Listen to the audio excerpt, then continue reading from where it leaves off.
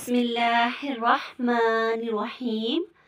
السلام علیکم ورحمۃ اللہ وبرکاتہ۔ امید کرتی ہوں تمام ایمان کے ساتھی ایمان کی بہترین حالت میں ہوں گی، الحمدللہ انشاءاللہ۔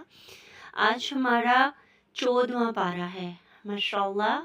اللہ کا فضل، اس کا کرم مانگنے کہ اللہ تعالیٰ جتنی بھی ہم نے کاوشیں کی ہیں، اللہ تعالیٰ ہماری ان کاوشوں کو، اس وقت کو، اس غور و فکر کو اپنی پاک بارگاہ میں قبول فرما، آمین۔ ٹھیک ہے، سورۃ الحجر، اس کا مرکزی مضمون دیکھیں گے کہ رسالت کی صداقت۔ اس میں ہے قرآن کی حفاظت، انسان کا انجام، دعوت کا طریقہ، سابقہ قوموں کا انجام۔ دیکھیے آج پھر ہمارے پاس نا دعوت کی بات آ گئی کہ دعوت کا طریقہ سورۃ الحجر میں بتایا جا رہا ہے۔ پھر رسالت کی صداقت کیا تھی کہ وہ اللہ تعالیٰ کا جو مشن اللہ تعالیٰ نے دیا ہوا نا، اس کو سچے دل سے لے کے چل رہے تھے، ٹھیک ہے۔ اور قرآن کی حفاظت اللہ تعالیٰ نے ذمہ خود لیا ہے، لیکن ہم بھی حفاظت کرتے ہیں، جیسے نبی صلی اللہ علیہ وسلم نے حفاظت کی۔ کیسے حفاظت کی؟ اس کی آیات کو غور و فکر کیا، تلاوت کیا، اس کو سمجھا، اس کو محفوظ کیا، آگے پہنچایا۔ اس کو کہتے ہیں حفاظت، ہر دل میں محفوظ کرنا۔ اور پھر سورۃ نحل، اس کا مرکزی مضمون ہے توحید، اللہ کی نعمتیں، شکر، عدل، دعوت کا اسلوب، عقل کا استعمال۔ توحید کیا ہے؟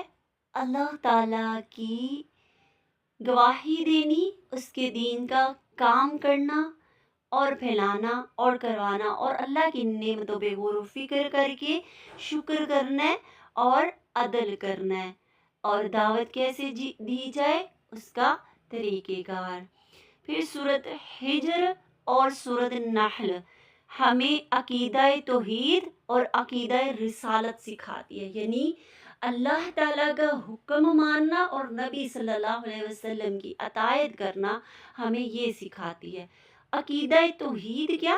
اسلام کی بنیاد ہے عقیدہ، انبیاء کی مشترکہ دعوت ہے، زندگی کا مکمل نظام ہے، انسانی نجات کا راستہ ہے۔ اسلام کی بنیاد کیا ہے؟ عقیدہ توحید۔ انبیاء کی بھی مشترکہ، یعنی مل کر ایک ہی دعوت تھی کہ اللہ کے سوا کسی کو شریک نہیں ٹھہراؤ، صرف اور صرف اللہ تعالیٰ کی عبادت کرو۔ زندگی کا مکمل یہی نظام ہے، انسانی نجات کا راستہ ہے کہ ہم اللہ کی، اس کے محبوب کی فرما برداری کریں۔ سورۃ الحجر کی 23 آیت ہے، اور بے شک ہم ہی زندہ کرتے اور مارتے ہیں، اور آخر مالک بھی ہم ہی ہیں۔ اور پھر سورۃ الحجر 85 میں، اور ہم نے زمین و آسمان اور کچھ ان کے درمیان سب کچھ حق کے ساتھ بنایا، بے شک قیامت آنے والی ہے تو تم اچھی طرح درگزر کرو۔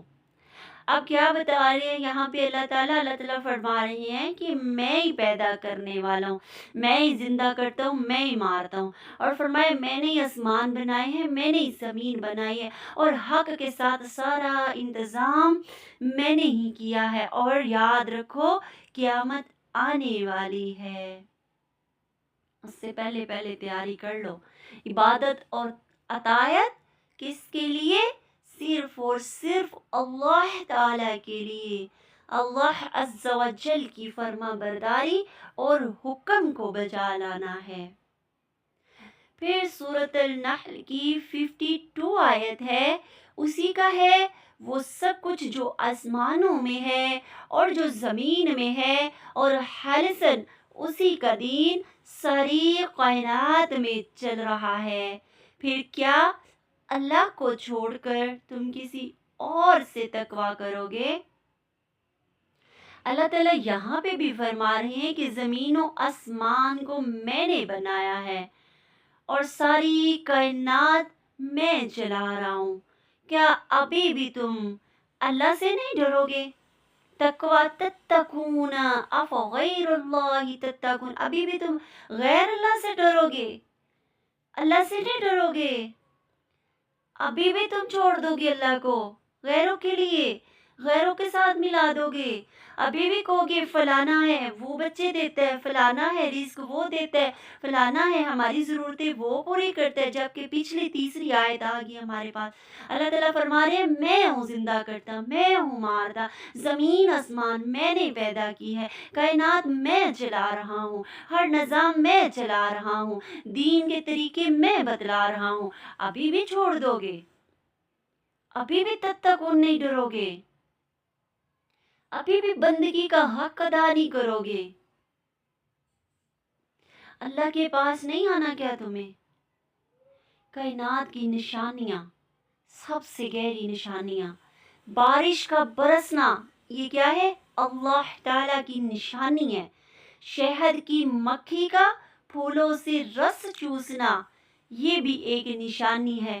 جانوروں کا زمین میں پھیلنا، یہ بھی ایک نشانی ہے۔ پہاڑوں کی بلندی، یہ بھی ایک نشانی ہے۔ زمین کے وسط اور گہرائی، یہ بھی ایک نشانی ہے کائنات کی۔ کس لیے بتائی جا رہی ہیں یہ نشانیاں؟ صبح شام رات دن زندگی موت کے بعد اللہ نے ہمیں گنوایا کہ دیکھو میری کتنی نشانیاں ہیں۔ شہد کی مکھی ہے، ہر ایک پھول پہ جاتی ہے، بیٹھتی ہے، اس کا رس چوس کر لاتی ہے اور پھر کیا بن جاتا ہے؟ شہد بن جاتا ہے۔ اللہ کی کس کس نعمت کو جھٹلاؤ گے تم؟ الحجر 75 آیت ہے، اس واقعے میں بڑی نشانیاں ہیں ان لوگوں کے لیے جو صاحب فراست ہے۔ اللہ تعالیٰ فرما رہے یہ جو نشانیاں بتائی ہیں نا پیچھے، اس کے اندر بڑی لوگوں کے لیے نشانیاں ہیں اس واقعے کے اندر، کہ کیسے اللہ تعالیٰ تخلیق کرتا ہے، کیسے نظام ہستی چلواتا ہے۔ قرآن انسان سے انتے تقلید نہیں بلکہ سوچ سمجھ کر ایمان مانگتا ہے کہ غور و فکر کرو، قرآن سنو، اس پہ غور و فکر کرو اور میری رحمت میں آ جاؤ۔ رسالت کی صداقت کی دلیل ہے کہ میرے نبی سچے ہیں، ان کو میں نے بھیجا ہے، میں نے حکم دیا ہے، وہ اطاعت کرتے ہیں۔ پھر سورۃ الحجر 94 آیت، بس اے نبی صلی اللہ علیہ وسلم جس چیز کا تمہیں حکم دیا جا رہا ہے اسے ہانکیں، پکاریں اور شرک کرنے والوں کی ذرا پرواہ نہ کرو۔ اللہ تعالیٰ فرما رہے ہیں آپ سب کو پکاریں، بلائیں، بتائیں ان کو، لوگوں کی پرواہ نہ کریں، شرک نہیں کرنا، جو کرتے ہیں ان کی پرواہ نہ کریں، ان سے میں نپٹ لوں گا۔ تمام انبیاء کی ایک ہی دعوت تھی، اللہ کے ساتھ کسی کو شریک نہ ٹھہرانا، اسی کی عبادت کرنی ہے، اسی کی بات ماننی ہے، اسی سے سارا کچھ مانگنا ہے۔ سورۃ النحل 64 آیت ہے کہ یہ کتاب تم پر اس لیے نازل کی ہے کہ تم اس اختلافات کی حقیقت ان پر کھول دو جن میں یہ پڑے ہوئے ہیں۔ یہ کتاب رہنمائی اور رحمت بن کر اتری ہے ان لوگوں کے لیے جو اسے مان لیں۔ اللہ تعالیٰ فرما رہے ہیں کہ اس کتاب کو ہم نے اس لیے نازل کیا کہ تم لوگ اختلافات میں نہ پڑو۔ جو تم اختلاف کرتے ہو نا، باتیں کرتے ہو نا، دین کے اوپر انگلیاں اٹھاتے ہو نا، ٹوؤں میں رہتے ہو نا، یہ اس کی حقیقت کھولنے کے لیے کہ اس میں کون کون سی نشانیاں ہیں، کس کے لیے ہدایت ہے، کس کے لیے رہنمائی ہے، کب اللہ بھٹکا دیتا ہے، کب اللہ سمن بکمن امیون کی مور لگاتا ہے، کب رحمت اترتی ہے، ان لوگوں کے لیے اترتی ہے جو مان لیتے ہیں۔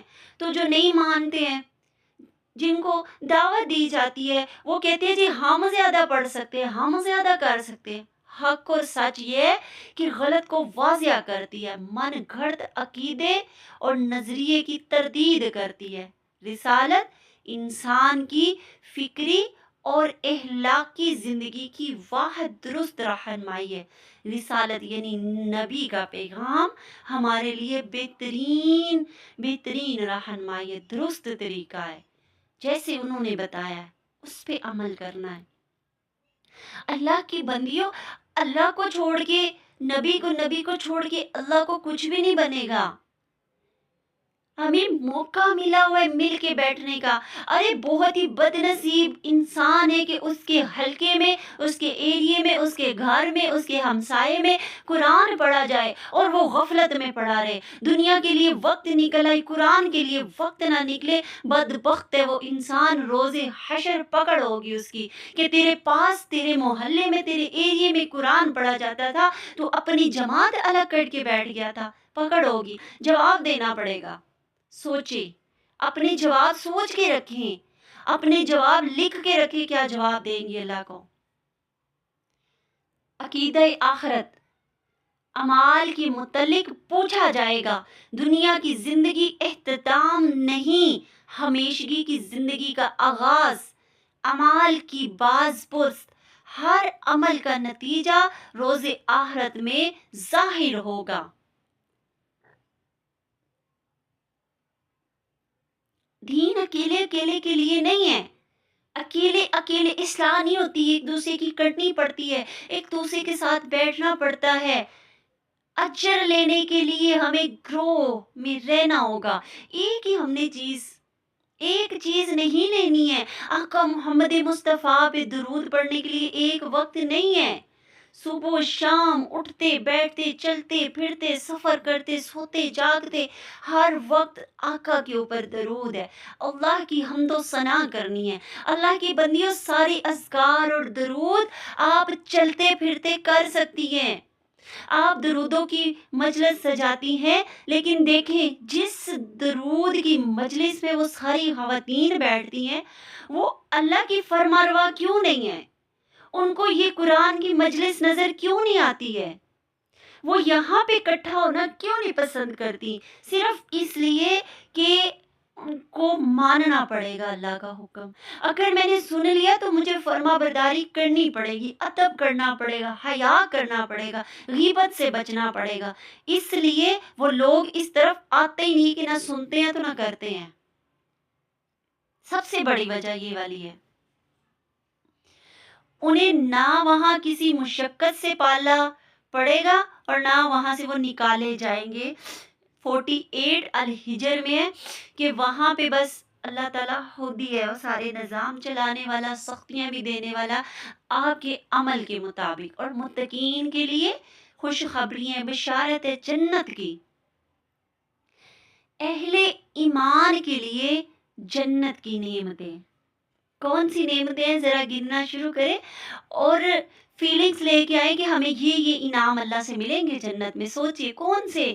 باغات ملیں گے، محلات ملیں گے، محل، نہریں، چشمے، ہر طرح کا رزق، خوبصورت رہائش گاہ، اچھا لباس، ریشم کے لباس، سونا، چاندی، ہیرے، جوہرات۔ مجھے بتائیں کون سی چیز کام ہے اس کے اندر؟ دنیا کی چیز میں کشش نہیں ہے، لذت نہیں ہے، وہاں کی ہر چیز دگنی ہے، لذتوں والی ہے۔ لینی ہے جنت، ہے نا؟ لینی ہے نا جنت؟ جنت لینی ہے تو ہمیں ایسے کام کرنے ہوں گے کہ ہمیں جنت مل جائے، اور یہ سارے محل جو دنیا میں ہم اتنی محنت کے باوجود ہمیں وہ محل نہیں ملتے نا، آخرت میں مل جائے۔ دنیا میں آخرت کے لیے کر لیں جہاں پہ ہمیشہ رہنا ہے۔ ہم یہاں کے لیے محنت کرتے ہیں، یہاں پہ کہیں نہیں رہنا ہے۔ جب ہم ایک آیت کی جگہ دوسری آیت نازل کرتے ہیں اور اللہ بہتر جانتا ہے کہ وہ کیا نازل کر رہے ہیں، یہ لوگ کہتے ہیں کہ تم پر قرآن خود کرتے ہو، اصل بات یہ ہے کہ ان میں سے اکثر لوگ حقیقت سے ناواقف ہے۔ سورۃ النحل کی 111 آیت ہی کیا بات سمجھایا جا رہا ہے اس کے اندر کہ جب نبی صلی اللہ علیہ وسلم آیت کو آگے بتاتے ہیں جو ہم نے نازل کی، اللہ تعالیٰ فرماتے ہیں تو وہ کیا کرتے ہیں، بدل دیتے ہیں آیت کو دوسری آیت کے ساتھ، اور نبی صلی اللہ علیہ وسلم کے اوپر الزام تراشی کرتے ہیں کہ یہ نبی صلی اللہ علیہ وسلم نے خود ہی گھڑ گھڑ کے لے آئے ہیں، وہ اصل حقیقت سے ناواقف ہیں۔ ایسے بہت بد نصیب لوگ ہیں، وہ کہتے ہیں جی یہ قرآن ان کا نہیں ہے، ان کا نہیں ہے، اللہ کا قرآن ہے اللہ کے بندو، کبھی بیٹھو تو صحیح، کبھی غور و فکر کرو تو صحیح، اوپر سے کیوں گزرنے دیتے ہو؟ ایمان دل کی تصدیق، لیکن راستہ عقل سے کھلتا ہے۔ ایمان کیا کرتا ہے؟ دل کو سچا ثابت کرتا ہے، اور عقل کیا کرتی ہے؟ راستہ کھول دیتی ہے۔ قرآن انسان کو اندھی تقلید سے نکال کر فکری شعور دیتا ہے، مطلب اندھی تقلید جدھر کسی نے لگایا، خاندان نسلیں چلتی ہے ادھر ہی لگے رہے، نہیں، جب قرآن پڑھنا شروع ہو جاتا ہے، بندہ سننا شروع ہو جاتا ہے، پھر وہ غور و فکر کرتا ہے کہ میری زندگی تو جانوروں کی طرح تھی، جیسے جیسے میرے خاندان میں ہو رہا تھا، جیسے جیسے چل رہا تھا، میں بھی ویسے ویسے ہی چلتی جا رہی تھی۔ پھر اسے فکر ہوتی ہے کہ میں مر گئی تو میرا کیا ہوگا، کیسے بچوں گی آگ سے، عذاب علیم، عذاب النار سے کیسے بچوں گی، ٹھیک ہے۔ پھر وہ کیا کرتا ہے، جو شعور اسے ملتا ہے وہ توبہ کرتا ہے، پھر وہ اچھا راستہ اختیار کرتا ہے، پھر وہ کبھی دور نہیں ہوتا۔ سورۃ نحل عقل کی بیداری کا مکمل مدرسہ دین اور اسلام انسان کو اندھا پیروکار نہیں بناتا، بلکہ سوچ سمجھ کر اختیار کرنے پر آمادہ کرتا ہے۔ کیا کرتا ہے دین؟ کہ قرآن کا مطالعہ کرتا ہے، پھر آپ کو حق و باطل کا فرق بتاتا ہے، اور بتاتا ہے کہ اب تم نے صراط مستقیم کے سیدھے راستے پر چلنا ہے، جہاں پہ اللہ اس کا محبوب تیرا انتظار اے بندے کر رہا ہے، یا تم نے اس شیطان کے راستے پہ چلنا ہے، اس کا پیروی کرنی ہے کہ جہاں پہ جہنم اور اس کے فرشتے سخت آگ کا انتظار کر رہے ہیں۔ اہم موضوع کیا ہے اس کے اندر؟ عدل، عدل کا نظام و قسط کا قیام، ایمانیات کا مقصد، سسٹم آف لائف۔ اب یہاں پہ سب سے پہلے عدل، عقیدہ ہمارا عدل ہونا چاہیے، عدل کا قیام ہونا چاہیے۔ پھر ایمانیات، ایمان کا مقصد کیا ہے؟ سسٹم آف لائف، کہ ہماری زندگی میں رہن سہن عقیدے مضبوط ہے، سنت رسول نے جیسے ہمیں سکھایا کر کے بتلایا، کیا ہم پابند ہیں عدل قائم کرنے میں؟ تفرقہ تو نہیں ڈالتے ہم، بندوں کے ساتھ اپنے عہد پورے وفا کرتے ہیں۔ دین کا اصل مقصد انسان کو ظلم سے نکال کر عدل کی روشنی میں لانا ہے۔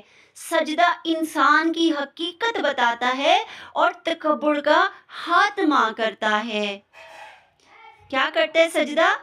انسان کی حقیقت بتاتا ہے اور تکبر کا خاتمہ کرتا ہے، انسان کو ظلم سے نکال کر عدل کی روشنی میں لاتا ہے۔ تو ہمیں کیا کرنا چاہیے؟ ہمیں تکبر سے نکلنا ہے، نکلنے کے لیے ہمیں سجدہ ریزیاں کرنی ہوگی۔ عدل، ہم نے آسمانوں، زمین اور جو کچھ اس کے درمیان ہے حق پر قائم ہے۔ جیسے بتایا گیا کہ کیسے سورج اپنے وقت پہ، چاند اپنے وقت پہ، ہر نظام اپنے وقت پہ آتا ہے۔ یہ کیا ہے؟ حق پر قائم ہے، عدل کرتا ہے۔ اس لیے انسانی معاشرے میں بھی عدل پر قائم ہونا ہوگا، ہمیں بھی انصاف قائم کرنا ہوگا، ہمیں بھی انصاف سے چلنا ہوگا۔ اللہ عدل، احسان اور قرابت داروں کو دینے کا حکم دیتا ہے اور گزشتہ قوموں کے احوال سے سبق لینے کی تلقین کرتا ہے۔ اللہ تعالیٰ فرماتا ہے کہ میں نے بے جا آیتیں نہیں بنائی، بے جا قصے کہانیاں آپ کو نہیں سنا رہا، بلکہ اس لیے بتلا رہا ہوں تاکہ تم عقل کرو، غور و فکر کرو، اپنی زندگی کو بہترین کر لو۔ کیا کرو؟ شکر گزاری کرو۔ انسانی صفت بہت بڑی اور اللہ کی پسندیدہ نعمت ہے۔ کیا؟ کون سی نعمت؟ شکر گزاری۔ اور ناشکری اللہ سے دوری کی وجہ ہے اور تکبر کا خاتمہ کرتا ہے۔ ہمیں کیا کرنی ہے؟ ناشکری سے بچنا ہے اور شکر گزاری اختیار کرنی ہے۔ ترقی کا زینہ کیا ہے؟ عاجزی۔ اللہ کی رضا اور نعمتوں کی وجہ سے یہ ہمیں ملتی ہے ترقی۔ عاجزی اختیار کریں گے، اللہ کی نعمتیں ہمیں ملیں گی، ان نعمتوں کی وجہ سے ہم کامیاب ہو جائیں گے، دنیا میں بھی آخرت میں بھی۔ اور تکبر کیا کرتا ہے؟ قوموں کی تباہی ہے، انسان کی تباہی ہے، رشتوں کی تباہی ہے۔ جہاں پہ تکبر ہے بس وہاں پہ ختم۔ کون سا رویہ اختیار کریں؟ دائی کا کیا کردار ہے؟ دین کی دعوت کی اصل ضرورت اور کردار بنانا۔ دین کی دعوت کے لیے ہمیں احسن طریقہ لینا ہے، اپنے کردار اعمال سے بتانا ہے، اپنے اخلاق سے، اپنے عمل سے کر کے دکھانا ہے کہ یہ مشن ہے ہمارا، ہم یہ کرنے آئے تھے، ہماری زندگی کا مقصد کیا تھا۔ الگ ہونا نہیں تھا، تفرقہ بازی نہیں تھی، مل کے رہنا تھا، جدوجہد کرنا تھا۔ ثابت قدمی شرط ہے، دعوت طویل جدوجہد ہے، بڑی کوششیں کرنی پڑیں گی، پھر جا کے سنا جائے گا۔ اتنی آسانی سے قرآن کو نہیں کوئی لیتا۔ قرآن کی صداقت کے عقلی دلائل، قرآن انسانی فطرت کے مطابق ہے۔ کیا بتایا کہ قرآن ہے نا، جو انسان کی جو فطرت ہے نا اسی کے مطابق۔ ایسے لگتا ہے جیسے یہ قرآن میں میری باتیں کی جا رہی ہیں، میں کوئی غلط کام کرتی ہوں آیت آ جاتی ہے، اچھا کام کرتی ہوں تحفہ آ جاتا ہے جنت کا۔ یہ ساری کہانیاں کس سے؟ یہ میرے لیے ہی ہیں، میں نے سنورنا ہے، میرے اندر کمیاں ہیں۔ ہمیشہ ہر آیت کو نا اپنے اوپر لیں۔ ہم کہتے ہیں کہ میں سب سے بہتر ہوں، آپ اس آیت کو اپنے لیے لے کے یہ آیت تو مجھے لگتی ہے، میں یہاں پہ غفلت کرتی ہوں، جھوٹ بولتی ہوں، غیبت کرتی ہوں، یہ اللہ تعالیٰ مجھے سمجھا رہے ہیں۔ ہر آیت کو اپنی زندگی سے جوڑیں۔ غور و فکر کرنے کے لیے نشانیاں ہیں، صبح شام دن رات۔ جواب دہی کا تصور، سزا و جزا کے مناظر، آخرت کا محاسبہ کہ ہم جب مریں گے تو اللہ کو جواب دینا ہوگا، اللہ کی طرف ہمیں لوٹنا ہوگا۔ دعوت کا اسلوب سکھایا گیا، یعنی طریقہ۔ سب سے پہلے کیا؟ اچھی طریقے سے گفتگو کرنی ہے، پھر مضبوط عقلی دلیل دینی ہے، ٹھیک ہے، مطلب مثال دینی ہے، پھر موقع اور ماحول کے مطابق، یعنی جیسے بیٹھے ہوں اس موقع کی مناسبت سے دعوت دینی ہے۔ جیسے ابھی دورہ قرآن ہو رہا ہے، رمضان ہو رہا ہے، تو اس حوالے سے بات کرنی ہے، ہم نے اس طریقے سے سمجھانا ہے، ہم نے پھر نرمی اور حکمت سے سمجھانا ہے، ہم نے پھر صبر کا رویہ رکھنا ہے۔ اگلا آگے سے باتیں کرے، آپ نے صبر کا رویہ اختیار کرنا ہے، پھر سوالات کا تذکرہ، پھر نفسیاتی خیالات کے مطابق، یعنی وہ جو سوال کریں گے نا، وہ آپ نے جو نصیحت کرنی ہے، سوال اٹھانے ہیں، جواب دینے ہیں بڑے احسن انداز میں، پھر غور و فکر کی دعوت، پھر کائنات کی مثالیں دے کے یہ کیا بتایا جا رہا ہے؟ دعوت دینے کے طریقے بتائے جا رہے ہیں۔ ہمارے پاس صرف امانت ہے، ہر چیز اللہ کے خزانوں میں سے ہے۔ اللہ کے جتنے خزانے ہمیں ملے ہیں نا، ہمارے پاس کیا ہے؟ امانت کے طور پہ۔ بخل سے گھمنڈ انسان کا ٹوٹ جاتا ہے، ٹھیک ہے، جتنی زیادہ دولت ہوگی انسان گھمنڈی ہو جائے گا، تو ہم نے زیادہ ملے نا جب، تو اکڑ نہیں دکھانی، گھمنڈ نہیں دکھانا، عاجزی دکھانی ہے۔ حل کیا ہے؟ شکر، انفاق، عدل اور احسن طریقہ۔ پھر احسن طریقہ کون سا ہے؟ زبان میں شائستگی یعنی خوشی ہو، دل میں صفائی ہو، مقصد کی پاکیزگی ہو، دعوت کے اصول کا خلاصہ حکمت دل سے بات، مضبوط دلیل سے گفتگو، اختلاف میں بھی اخلاق، یعنی آپ کے اس کے ساتھ اختلاف ہے پھر بھی آپ اخلاق سے بات کریں گے۔ پھر اللہ سے دعا ہے کہ اللہ ہماری زبانوں میں تاثیر دے، ہمیں خود بھی عمل کی توفیق عطا فرمائے، اللہ تعالی ہماری زندگی کو اپنے لیے قبول کر لے، اللہ تعالی ہمارے الفاظ میں اثر ڈال دے تاکہ لوگ ہماری اس قرآن کی دعوت کو قبول کر لے۔ آمین یا رب العالمین۔